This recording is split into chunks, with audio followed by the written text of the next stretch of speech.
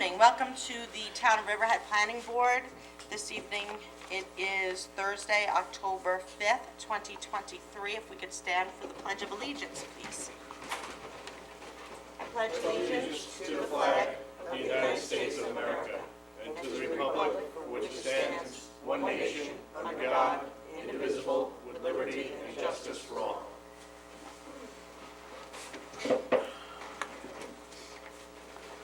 All right.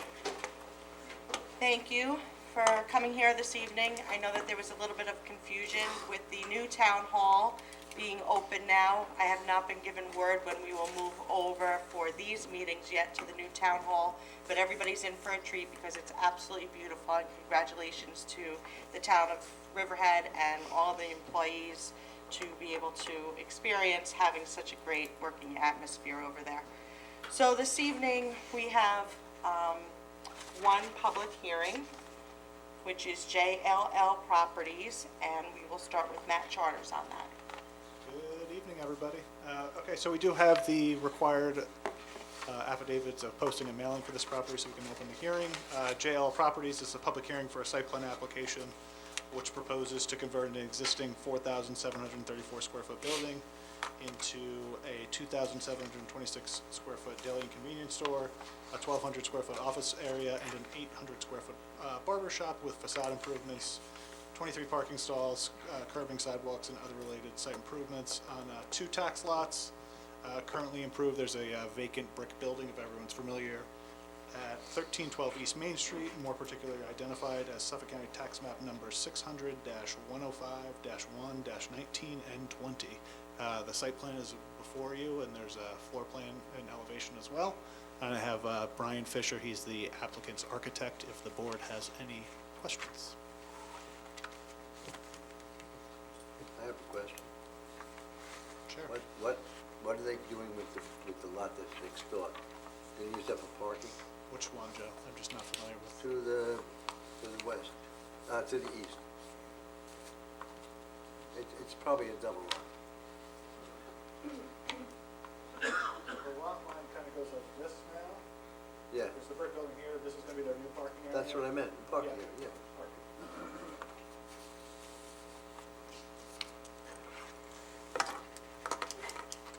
I know I don't have any questions. I'm very happy to see the reuse of the building. Yeah, great adaptive reuse. We like Absolutely. it. Anybody? No? All right, do we have anybody that would like to come up from the public? No? Any Zoomers? Anybody on Zoom? No, we have Christina from Steve Kiley's office. She's the applicant's attorney. I'm not sure if she had anything else she wanted to say, but I don't think any public comments. Okay, We don't have any comments if there is no questions. Thank you. wonderful. Well, I think it's safe to say that this is a great project for East Main Street, and Make a motion to close the hearing. I'll second. vote please. Bear? Yes? Nenaro? Hogan? Yes. Nacesky? Woski, yes. Thank you. Okay, let's move on to our discussion items. Again, with Matt Charters, we're going to discuss 1535 Route 58, NKA Washville. Yeah, if the board remembers, this is on the corner of the Pulaski Street Extension and Route 58. Last fall, the board did extend the applicant's preliminary approval.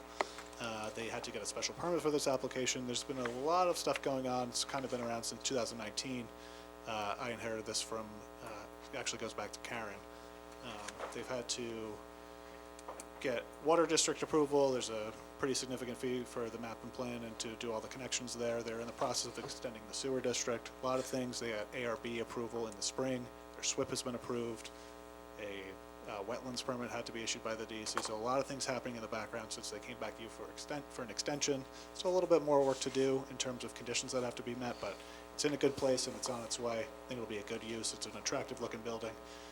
Nice use for that blighted property. I don't know if the board has any other questions about the resolution. Do you know, are they going to disrupt the wooden barn, or is it going to be reclaimed? I believe it's going to be demoed, unfortunately. Thank you. Okay. Yeah, sure. Come on up to the podium, please. Just introduce yourself. Yeah, sure. I'm Al Carabas. I'm the Vice President for Washville USA. And Ed brought up the barn, and we did too. But when I went inside the barn was built in the late 60s. It's all minimal lumber. So when we first saw it, we thought maybe it was like a landmark or something, but it's really not. So I think the barn siding on the outside got weathered, so it might have that appearance. But we did do the car wash, as you guys folks know, like a real nice barn look. I think it's going to be a real nice addition to the community. I just wanted to add that because I don't want you to think we're taking something down that's special. No, It's just, yeah. It's your property, Just all that's minimal right, I lumber. was just curious. Thank you, sir. I have a question. Yes, sir. I haven't seen any maps or anything, prints of it, but where would the access and exits be on that? Will it be entering onto Pulaski Street or onto 58? No, there's nothing onto 58, sir. On the back of Pulaski and on the same, right at the corner. Yeah, nothing's on Route 58. Nothing's on 58? No, It's sir. all going to be onto Pulaski? Yeah, it was tough because it was like a pie, Yes. it was a pie shape. Right. Yeah. Okay, Yeah. that was my point. Okay, thank you. You're welcome. Thank you, sir. I have a question while you're Before there. you I believe when we first had this discussion on your washroom, there were 12 vacuums. You reduced them to 9? Yeah, so they originally, on their plan that they submitted, they showed an excess of amount that was allowed. The special permit only granted them now 9, so there's only 9 on the plan now. Okay. Yeah. Great, thank you. All right, let's move on to Theodora Cohen minor subdivision with Heather Trojanowski.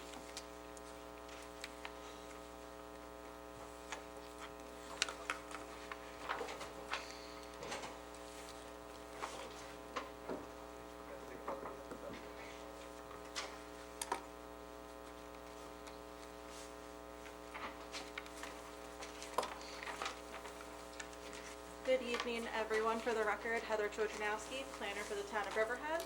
And we have the property owner here. Do you want to introduce yourself? And then the design professional.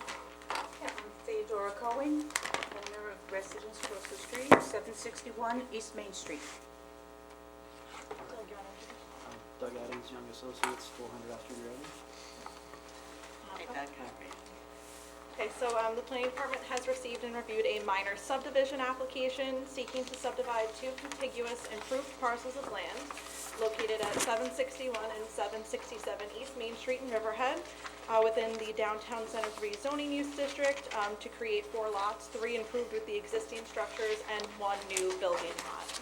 And the subject properties are identified as Suffolk County Tax Map Number 600-127-7-23.1 and 24.1. They're located on the south side of East Main Street, situated between Howell Avenue and Prospect Place.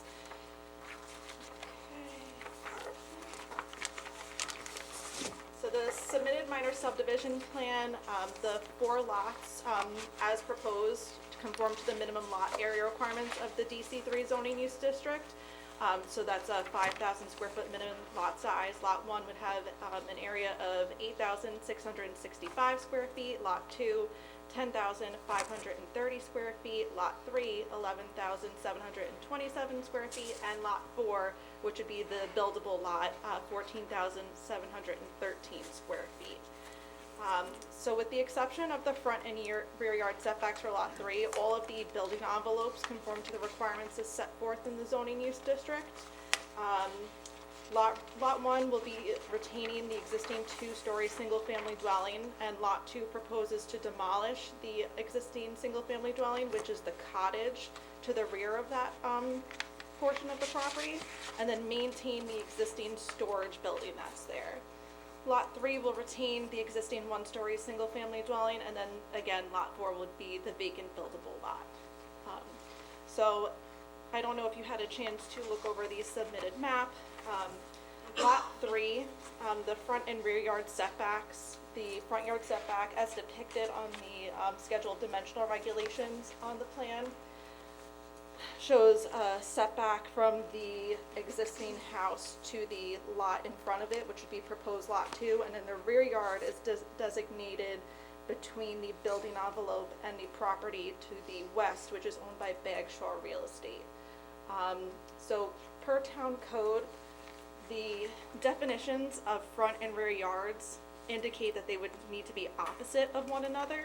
So if that's the case, if the rear yard would be maintained as shown on the map, the front yard would have to be opposite of that, where the driveway easement would be, and that would end up requiring a variance. If it were flipped the other way, and the front yard, as proposed, would be maintained, the rear yard would then need a variance.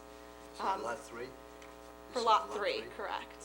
So if you look at the table of dimensional regulations, they appear to conform to all the setback requirements, but if you look at where they're placed on the lot, based on definitions in Town Code 301-3, they don't. So the map would have to be revised, and, you know, you'd have to decide where you want your front and rear yards designated to go forward. I don't know if, Doug, you wanted to speak to why it's set up like that? Yeah, I think that front yard is, you know, we would need a variance of 2.4 feet, is that right? Yeah, If and you look at the front yard. And it's an existing building, so the idea would be not to lose, you know, not to have to move the building for 2.5 feet, basically, so. yeah, so I if would hope that maybe you guys would be in support of a variance for that 2.5 feet, if that's where we can just, you know. So if if the front yard were to be facing where the driveway is, in order for it to be opposite, because of where the existing building is, you know, you would have a substandard setback. But I would think that the zoning board, you know, when they weigh the area variance considerations, they would definitely take into consideration that there's an existing building there, and, you know, the driveway has to be a certain width in order to access all the lots. But the map would need to be revised so that we can move forward with a denial letter and send them to the zoning board. Do I have a question on your figures? It's figure 2 in your report. Is that the house to be demolished? Just the cottage. No, so that existing house would be lot 3. And after. That's lot 3. Yeah, so on figure 3, the cottage is on the left. It's the shingled, the brown shingled building. And then the larger building on the right-hand side of figure 3 is the existing storage building. So that White House in figure 2 So the would be storage building is on lot 2. Lot 2. Mhm. Oh, So the existing house that would be on lot 3 would be retained, and I, you know, in speaking with Thea, she has very good renters there, and in creating the 4 separate lots, it also creates an ownership opportunity for the people who are renting there, and it makes the site a little bit cleaner because now each structure would have its own tax map. I did want to note that, you know, DC3, it's a commercial, you know, professional office zoning use district. Single-family dwellings are permitted only by special permit.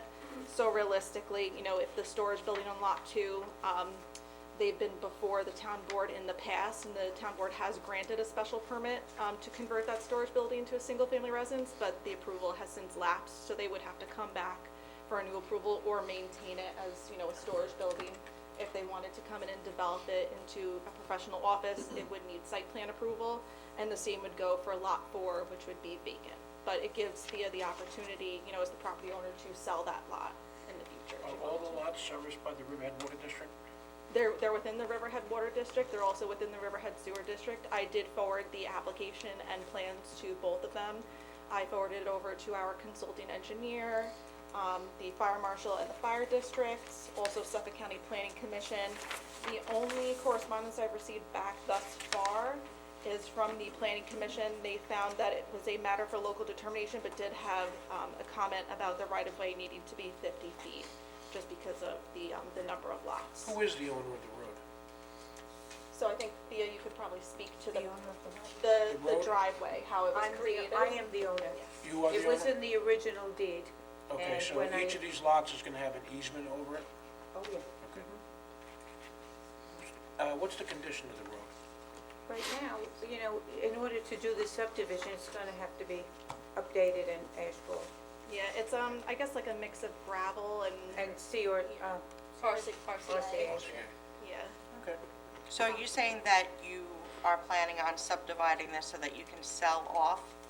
Well, just One the of the potential properties? to. that's, yeah, the potential, not the front building, not the main house, I know I'm going to keep that. I will most likely, put plans together, approve plans in place before I sell them. That's what I'd like to do. Okay, because I'm a very big advocate for home buyers. Yeah. You know, they take better care of the property. The way Yeah. that it looks now is not so aesthetically Yeah. correct for what Right. we're trying to do down there, so, you know, it would be great if you would offer that kind of opportunity to a young family trying to start out, especially with this market, so. Is there any drainage area problems there? On all those lots, any drainage problems? No, they're pretty small lots. It would be something that could normally be handled with, drainage rings, just like a regular house. They're pretty small lots, they're less than a quarter of an acre, so. Yeah, so I'm sure any sort of development on lot 4 or, you know, improvements on lot 2, that would be a part of the review on site stormwater containment. And in the road and drainage plan that was provided, they do show drainage within, you know, the driveway because it will need to be improved. So at this point, you know, it is pursuant to SECR, it's a type 2 action, but, you know, prior to moving forward, I'd like to just hash out the revised map so we can, you know, We want to get the denial letter so we can go keep. yeah, going. get you to the zoning Right, the board, zoning and then board. we'll move forward with the, you know, public hearing once the zoning board makes a determination. Just on the drainage, George, quick, this actual plan, you know, has a, because your consulting engineer is going to want a proper common driveway, so we're going to be redeveloping the driveway with drainage, and then each of the buildings that are there now are going to receive attention to the drainage now, not, obviously, future stuff will have to have a site plan, or if it's a house, it'll be a building permit application, and probably also review of runoff, as is typically done, so. So, I mean, All right. unless you guys have any other questions, So we're going to come back in with a revised thing, and yeah, and I'll, you know, I'll probably put a secret resolution on at the next meeting, and then you guys could go to the zoning board, and we'll come back, we'll schedule the public hearing and And move then forward. we'll deal with the planning commission and do that. We just didn't want to make sure we know where we're going first. Perfect, thank you. Very good. Thank you, Lincoln. Thank you so much. Thank you, everyone. Good luck. Thank you, Heather. Thank you. Next up, we have Seacrest Estates, previously Villas at Roanoke, with Greg Bergman. All right, thank you. So this is just a follow-up. We're getting to the finish line for the 14-lot major subdivision, now known as Seacrest Estates, formerly Villas at Roanoke.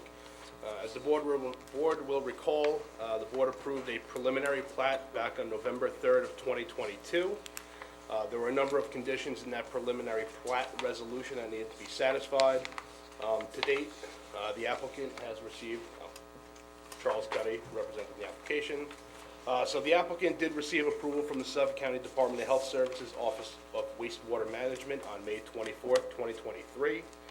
The Conservation Advisory Council reviewed this application at its meeting on June 9th. There was one minor typo in the resolution. It is supposed to read June 9th, 2022. They reviewed the subdivision application and recommended approval. The applicant has completed the necessary transfer of development rights process, which allowed them to get the 14 lots within the subdivision. So they did have a deed of development rights for 7 TDRs under certificate number 24, which was recorded with the county clerk on June 14th of 2022. The subdivision has received a stormwater pollution prevention plan acceptance form that was issued by the town engineer on February 10th, 2023. The applicant has paid the applicable park and recreation fees in the amount of $42,000. They paid that on December 30th, 2022. The town board in December of 2022 approved the lateral water main extension to serve the proposed subdivision. And they recorded the CNRs regarding the open space sub-parcel within the subdivision, and that was recorded with the county clerk on February 27th of 2023. Vinnie Godiello, the town's consulting engineer, reviewed the final plat, and he recommended engineering approval. There were some minor notes regarding exportation of soils, conditions regarding engineered grading and drainage designs on lots 3 through 14 of the subdivision prior to building permits being issued. Excuse me, and a note regarding street lighting improvements. He also did prepare a performance security bond estimate with an estimated cost of public improvements at $750,000. So I do have the resolution before the board. It is conditioned. The applicant will need to present to the town of Riverhead an agreement between the developer and the utilities for the installation of underground electric, telephone, cable. The applicant will need to record a covenant with the county clerk regarding that condition of the grading and drainage plans on lot numbers 3 through 14. The reason that needs to be recorded with the county clerk, even though there is a note on the final plat that the lot numbers 3 through 14 require that grading and drainage plan, when someone goes to purchase the lot, they may not necessarily see a copy of the filed subdivision map, but when that condition is recorded in the CNRs, they will absolutely see that condition, so that's why that needs to be recorded. They will need to file with the town board the performance bond estimate. They will need to get a Chapter 229 permit from the town board for the excavation of approximately 6,249 cubic yards of soil. And they will need a written agreement between the developer and the town defining the one lot in the subdivision as affordable in accordance with the Long Island Workforce Housing Act. As you'll recall, that one additional lot was the density bonus that was afforded as the result of the Long Island Workforce Housing Act. So, with those conditions, this application now was submitted in January of 2019, I believe, so this will wrap it up. That's not fully on the town. This board was actually ready to issue a preliminary plat approval back in November 2020. The applicant asked that be tabled at that time. They wanted to, at that point, have their water district map and plan. They wanted to know what the full cost of the development would be before they went ahead and went forward with the application. So that 4.5 years is not fully on the town, but there was a lot of back and forth. So do have a resolution to approve the final plat before the board tonight. Is there anything, Mr. Petty? No, I just later would like to speak to the board attorney, because I think some of the things that are in here can be consolidated. That's what, Okay. very good. All right, Long time, great, thank you. long time ago. Thank you, Greg. All right, do we have any public comments on the resolutions, only? Let's see that smile. Good evening. Kathy McGraw from Northville. I live on Sound Shore Road, and I'm the vice president of the Northville Beach Civic Association. And this subdivision is of great interest to the people on Sound Shore Road. I don't know how familiar you are with it, but over the past years, we've had terrible problems with drainage off the preserve, the county preserve, coming down across Sound Shore Road, destroying one person's, practically their home, a basement, driveways have been washed out. So the people on that road are really concerned about the drainage. And I don't know anything about drainage. I understand from the resolution that there has to be an engineered grading and drainage plan that has to be approved by you all. And do I understand correctly, because I don't really understand all of this, that if you pass that resolution tonight, you are approving the drainage plan?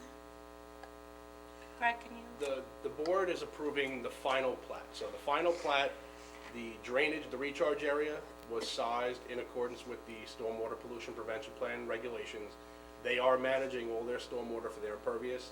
The reason for the engineered grading and drainage plan on each individual lot is to ensure that the development on each of those residential lots, that all stormwater from impervious is captured from roof, patio, driveway.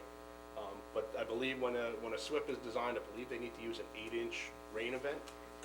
So I mean, the design and the drainage for that subdivision, you know, they're not going to be, you know, this applicant's not responsible for fixing drainage designs down the road and drainage problems down the road. They're responsible for maintaining their stormwater, maintaining the runoff from their development, which they've demonstrated with the stormwater pollution prevention plan. Vinnie Gaudiello's reviewed this. You know, we've had several. It was prepared by an engineer, reviewed by our consulting engineer. So they're going to maintain their stormwater. It's not going to contribute to off-site runoff. Thank you for that explanation. That helps me a lot, because I did see that they were supposed to contain their stormwater on their land. So that means that any runoff is supposed to be handled without going into the public drainage system. Is that right? That's correct. And so that's what that pond is for? That recharge area, yes.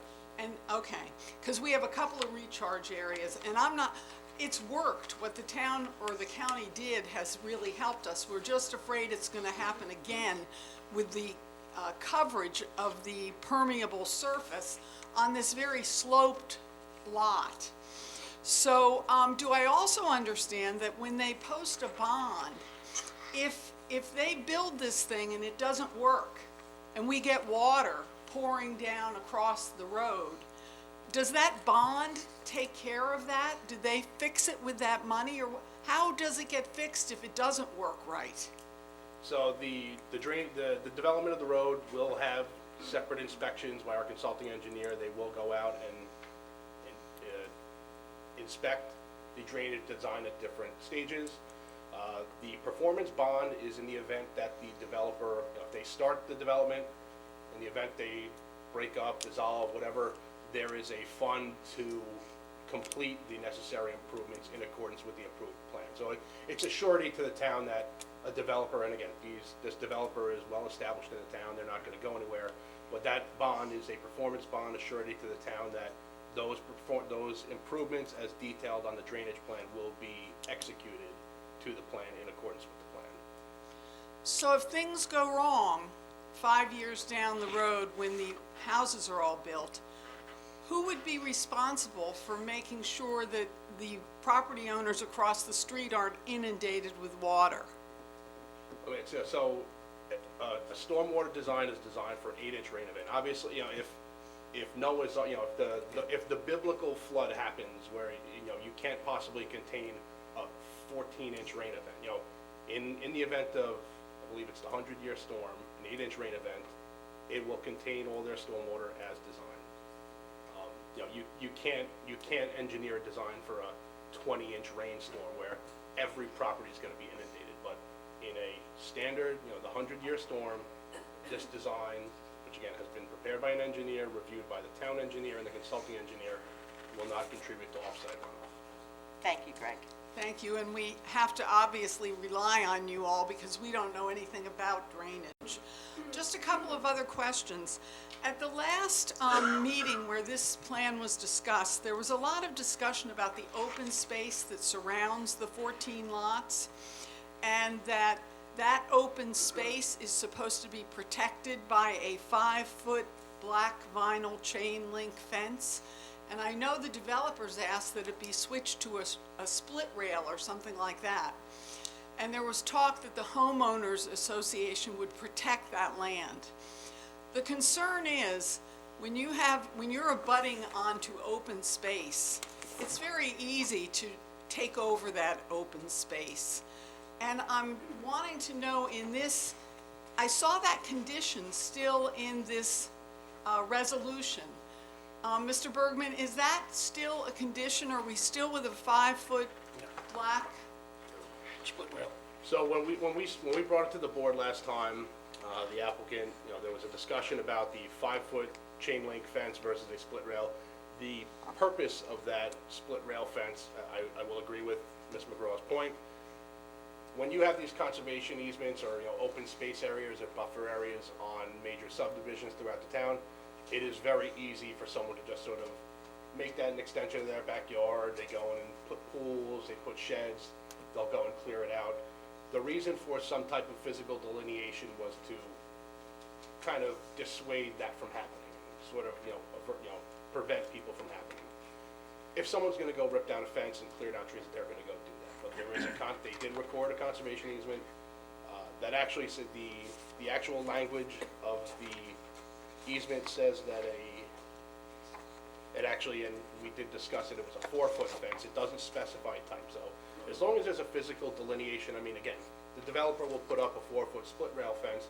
When these lots are developed, when someone puts a house, they may want to put a stockade fence in their backyard. They may want to put a PVC fence to give them some more privacy. So bottom line is there will be a physical delineation there to prevent those encroachments that pretty regularly happen into these buffer areas. There is language that does say open space area shall remain in its natural state. Dead trees and dead plants may be removed and new plantings may be installed in their place. No buildings or other structures or improvements, including signs, may be erected or constructed in the open space. There shall be no excavation, grading, or filling of the open space area. and there should be no subdivision of the open space area nor any subdivision lots. The dumping or accumulation of yard waste, brush or lawn clipping, as well as unsightly or offensive materials, including but not limited to trash, garbage, sawdust, ashes, or chemical waste in open space areas is prohibited. The open space area is not to be a repository for yard waste. The use of all motorized vehicles, including but not limited to recreational vehicles, dirt bikes, and ATVs is prohibited. So I think she's referring to paragraph 15. Oh, in the preliminary, I mean, I was just reading out of the CNRs that were Right. recorded, so I mean, I think we're comfortable. And again, we've had several discussions about what type of fence. But this says a 5-foot black line. This site plan shows a split rail. You know? So the map does show that. I mean, again, if the board wants to amend that, we can put a condition. That was the condition of the preliminary plat approval. We're now at the final plat. If we wanted to add an amendment that the map shall be revised before signature, shall be revised to show a 4-foot split rail, the intent is accomplished, whether it's a 5-foot chain link or a 4-foot split rail. I don't really agree that the intent is accomplished, because it's very easy to take down a split rail fence, very easy. And when these people buy these properties, if they see that 5-foot black chain link, they know that's the end of their property. It's not so easy to just go and take them down, to take that down, that kind of fence. And there are a lot of houses to the east of this subdivision, and those people are concerned about maintaining that open space. And I do see that the title goes to the homeowners association for this open space. So if somebody has a problem and sees someone encroaching, what do? Go to the homeowners association and hope that they will enforce Code it? enforcement. Oh, okay. Oh, okay. Well, I mean, Kathy, regardless, no matter what you put there, once the homeowner is there, it's removable. I know that you're saying that there's an ease of taking down a split rail fence easier than a chain link fence, but the determination level of the owner, if they really want that chain link fence down, they can take it down. It's removable. So I don't really think It's that. a little more obvious, though, if you cut out a portion of a chain link fence. Whereas if you just drop some split rails, it's not nearly as noticeable. And I do note that the previous planning board put this in here.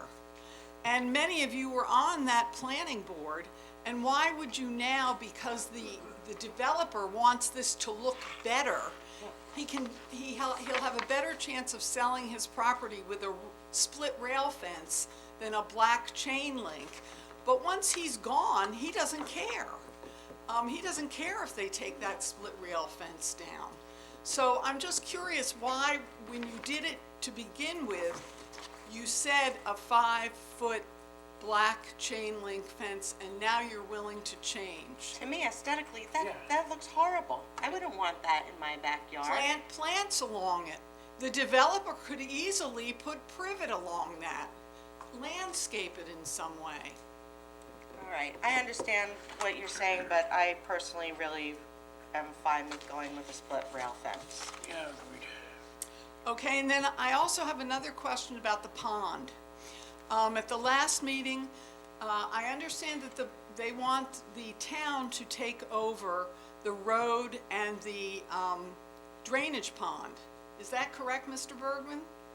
I did have a meeting with the town highway superintendent, I had a meeting with the developer, project engineer, and I spoke to the town's consulting engineer.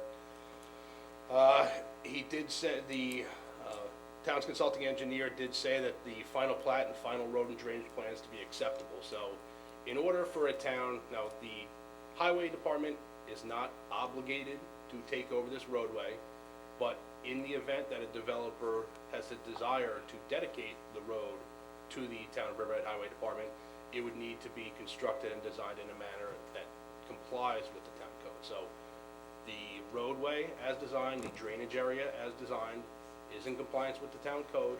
It is in a form that could be dedicated at some future time. Again, that's not saying that it will be, but it could be because it is designed to the town standards. What I don't see here, though, is a 6-foot chain link fence with barbed wire around the top, around the pond. The highway superintendent said he doesn't want barbed wire around his drainage areas. So will there be something around this drainage area, There will be a 6-foot chain link fence, but no barbed wire? no barbed wire.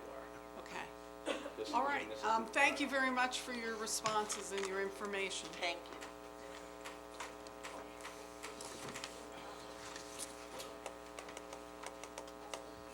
Good evening, John Cullen, Northville, former president of the Northville Civic Association.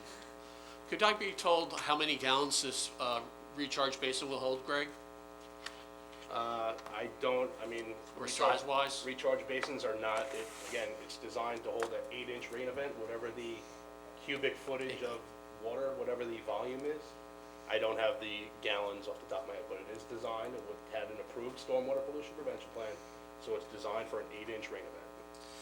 We all know climate change is real. We saw New York City sink the other day in Brooklyn, JFK, and puddles, cars floating in the area.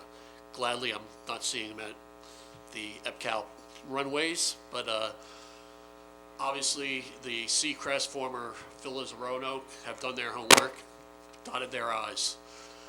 The runoff there, I was there 10 years ago out in the water when we had about 10 inches of rain in about 5 days. John Dunleavy happened to be out there, former councilman, and he's in a pair of sweatpants and sneakers without a hat. I couldn't believe what he was wearing while it was absolutely downpouring. And while he was there, he was watching the water streaming down from the up above across Sound Shore Road, and then he was down below Sound Shore Road about 50 yards, and the water was coming out probably twice as fast as a full draft on a pump, you know, the fire sticks where the water comes out for the firemen. It was pouring down there. So that's what can happen during a downpour. And I'm sure it would have happened if this happened, if Brooklyn came out to Northville 10 days ago or 5 days ago. But that's why I asked what the amount of water that would hold there, because once it fills up, it's going to go downhill, and that's going to go right into houses. There, as Kathy McGraw asked some great questions, there was a house that was destroyed during that rainfall that I just talked about. And other than that, as far as this recharge basin, I understand you're going to have a 6-foot fence around it. We have other recharge basins around the neighborhood. We have one right up on Pier Avenue that takes the water off 58 or the North Road. We have one down on Pier Avenue that catches the water on Pier Avenue. All those fences are 6 foot and they are with barbed wire on them. So I just want to let you know, they are covered by the roughage. They've been there for years. All the crud grows up right against it. You can hardly see it. You can't see them during the summer, but during the winter you'll get a look at it and you'll see the fence and you'll see the barbed wire. So I just want to mention that. All right, And we'll see thank what you. happens. Thank you for Thank your you. time. Anyone else?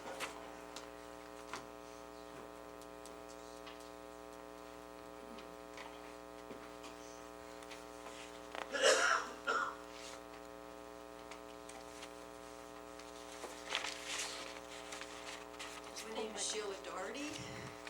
I'm the homeowner of the adjacent property at 857 Sound Shore Road. I'm also the treasurer of the Northville Beach Civic Association. I just have a comment and a question. My one comment is that, an observation, that since the trees have been torn down on that property, there's been a significant ecological change in our backyard, including turkeys roosting, birds of prey flying low on the rooftops, and we have a significant number of other deer and things that are just in our property, and we can see them in the back that they were once living there, and I can see them as well. So that's just an observation. One of the questions I have was on the site map, in terms of wetlands, it appears that this is just an explanation of not knowing. So on house number, identified as number 6, it appears that the property is within the wetland. Is that correct? House number six, no, there's no houses are within the wetland. The closest house to that wetland would be lot number 14, which is on the northwest corner of the property. But no, house number 6 is nowhere near the wetland. Then I'm looking at a different map. May I show you what I'm looking at? Just to clarify. So this is my property here, the wetlands are in the back, and this is property 6, yes. This map, I don't know where this came from. This map is very outdated. What you're looking at is this.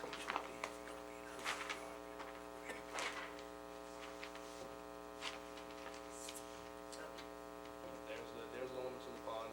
Here's the property boundary for lot. Okay, thanks for the clarification, appreciate it. Thank you for coming up. All right, anybody else? All right, thank you, Greg. Great job as usual. Let's move on to the resolutions, please. I'll move resolution number 84 for 1535 Route 58, also known as Washville. So moved. Vote, please. Bear? Yes. Nenaro? Hogan? Aye. Dennisesky? Aye. Woski, yes.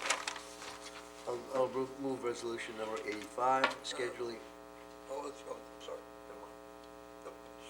Excuse me. scheduling a public, excuse me, scheduling a public hearing for a site plan on 48 Cromer Avenue. I'll second.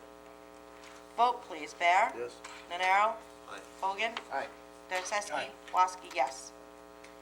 Just before we get to number 86, I will note, again, on page 4, minor typo, the third whereas about the Conservation Advisory Council, it's supposed to read June 9th, 2022.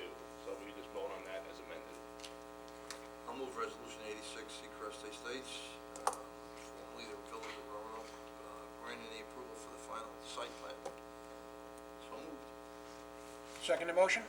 Vote, please. Bear? Yes. Nenaro? Aye. Hogan? Aye. Dennisesky? Aye. Woski, yes. I move resolution number 87, Overlook Homes Major Subdivision Resolution granting an extension of time for the planning board chairperson to sign a final plat for a subdivision, a major subdivision of Overlook Homes. So moved. Discussion. Why is this being extended? What's going on with this? Do we know? So, there was some back and forth with engineering comments regarding the road and drainage design. This subdivision was approved, I believe, initially back in 2021.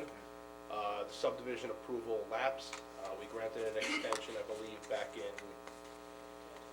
May or April. I'm sorry. We granted an approval back in June. It was a 90-day extension as allowed by town law. I did receive a final memo from Vinnie that they've satisfied the road and drainage comments. So this 90-day extension will allow them to get the map signed, post the performance bond for the road improvements, and finally wrap this thing up. All right, great, thank you. How many extensions are they allowed? New York town law is sort of mum on it. It essentially allows the board, I don't want to say infinite extensions, but there's no limit on the number No, of but the extensions. fact that the original approval lapsed. Again, you're extending that approval. The New York town law allows Right. for extensions. It doesn't set a limit. In a case where, for this subdivision, the facts and circumstances surrounding the subdivision have not changed, the surrounding area hasn't changed, there would be nothing to warrant requiring a new subdivision application. So I do recite that in the resolution that, basically the facts and circumstances have not changed to warrant additional review or hearings. Grant an extension and let them wrap it up. Yeah, good idea. Thanks, Greg. Right. Did someone move this one? Second. Vote, please. Bear? Yes. Nenaro? Aye. Hogan? Aye. Dennisesky? Aye. Woski, yes. Joanne, I'm not sure if somebody seconded it. Oh, we need a second. John moved it and Ed called for discussion, I think. Okay. Second. Perfect. Thank you. All right. Do we have any public comments on all matters? Your car wash guys are done. Not quite. John McAuliffe from Roanoke Landing. I want to raise a couple of questions that have to do with HK Ventures. One, I'm afraid very pointedly to Ms. Waske, is was very impressed by your remarks at the hearing yesterday, as I was at the candidates forum, in which you stressed your opposition to mega warehouses and the height, extra height. But I'm not sure how that squares with what happened at the planning board a few weeks ago. The HK warehouse of 412,000 square feet is something over half the size of what the Germaisians are putting in, or hope to put in their first tranche at EPCAL. I think it would qualify as a mega warehouse. The extra 5.5 feet that the Zoning Board of Appeals provided gives another, to be precise, 2,250,000 additional cubic feet, which also I would think violates your principle of height. So I just would appreciate your interpretation of how those two things fit together. But I have a direct challenge to the planning board that I would ask each of you or the board collectively to respond to. You set the standard for the town, which unfortunately the town board ignored by calling for a one-year moratorium. Had you succeeded, or had Mr. Hubbard's original proposal succeeded, it would have gone into place before any decision was made on HK Ventures. Instead, what's happened is that your decision on the 21st essentially provides them a way to slip by the moratorium. In the resolution that Mr. Hubbard introduced, it specifically exempts in Section C, and there's only one project that qualifies under Section C, which is HK Ventures. Site plan applications that have received final approval by the approving governing body prior to the effective date of the moratorium. Final approval shall mean the adoption of a resolution by either the town board or planning board. And again, the town attorney at the town board meeting acknowledged that HK Ventures was excluded from the moratorium. So I'm wondering if, well, there's another hearing to come in another 10 days, and I'm wondering if you can send a message to the town board in which you ask them to delete that paragraph and include HK Ventures within the moratorium. I mean, you know better than any of us that nothing is going to happen on that project because of the caveat around the traffic work that has to happen. So I don't see why in practical terms and legal terms we can't include HK Ventures within the moratorium, because it is going to have a disastrous impact, as you've heard from many people from the area. I have a question for you. Sure. Was that the original resolution that that one that was defeated? No. This is the resolution. That is the hearing. Yeah. It's a resolution for a hearing. That's right. And it's not been voted on. It simply was presented, and because they didn't really let people know beforehand in real ways, they've got a kind of unique split hearing in which the first part of the hearing took place last Tuesday, and the second part of the hearing will take place at the next board meeting. So there is an opportunity for you to venture an opinion and urge the board to remove that paragraph so that HK is So included. the planning board has no control over a moratorium, that's going to be voted on by the town. No, but you have It has no further position on that or HK Ventures. No, but you have a certain moral authority, having called for the moratorium a year ago, which would have included HK Ventures, and your citizens, We are not going to make a statement regarding a specific application. I see. That's not our role. That's not the Your planning board's role as a planning board is not, you've already said to the town board months ago there should be a one-year moratorium, and you can't express an opinion saying that the exemption of, you can't, or I find that a very odd definition of your authority and legal. It's a political answer. It's not a legal or It is a legal policy answer. No, it's a totally Okay, political well, I'm not answer. gonna have a legal argument with you, that's the end of it. If I could, I would offer to the board, Mr. McAuliffe's claim that the HK Ventures project will have a disastrous effect. If he read the finding statement on HK Ventures, which actually concluded the secret review, the board found that it would not have a significant negative impact with the mitigation measures imposed. So just the claim that it's disastrous, again, There's is a not couple other consistent. things, So too. it's obvious a question. HK Ventures is more trade shops and warehouses. They don't meet the criteria that the mega warehouses do. These are more trade shops. If you talk to Well, any that's I'm their. speaking, sir. Okay, sorry, I'm sorry. If you talk to any real estate agent in this town, they'll tell you there's practically no trade shop space available. It's on the south side of Route 25, and it's right next to EPCAL. Exactly, it's right next to EPCAL, so it makes the problem bigger. You're right, at this point, it is described as small spaces.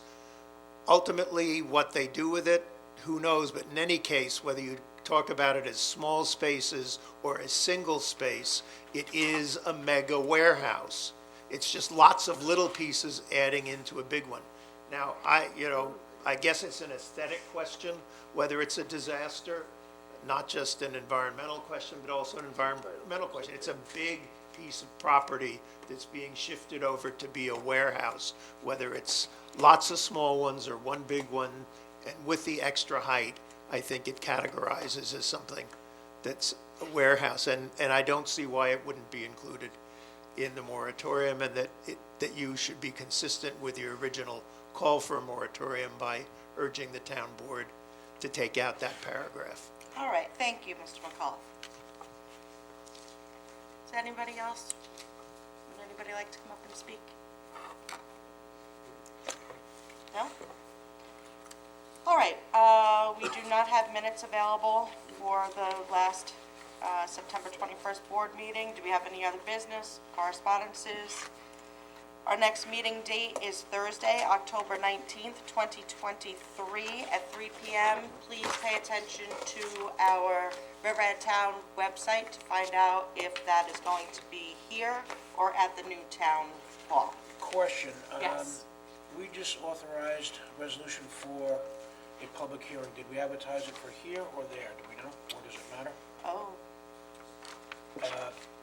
Cromer's, Yeah, we didn't publish it yet. Yeah, legal Okay. notices are not due until next week, so Okay. I We'll will know more. ensure that we know the correct location before it gets running. okay, very good. okay, and we will Thank make you. sure that that is My posted. understanding, we have 2 more meetings here, and then we may move on. Well, we don't want to say that for sure because No, we don't know. We don't know. We So- don't know. I think November for sure, so maybe earlier, but I think they're just gonna leave everything. Okay, thank you, Dawn Thomas. All right, Motion to close. Second the motion. all in favor? Aye. Aye. Aye.